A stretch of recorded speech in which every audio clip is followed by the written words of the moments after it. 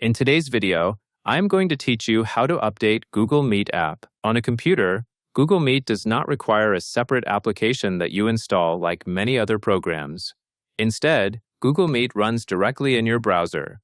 So if you are using Google Meet on a computer, you are already very close to being up to date. Next, open your computer and focus on the browser you use for Google Meet. When you use Google Meet in the browser, you are essentially using the most current version that your browser is able to load at that moment.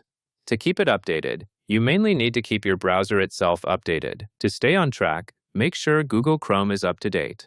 Now, after you reopen Google Meet, simply confirm that everything still loads properly.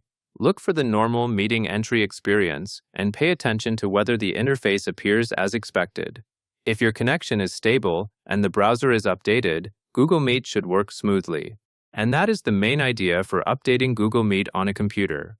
Google Meet runs in your browser, and if you are using a desktop PWA shortcut, it will update automatically when Google Chrome updates.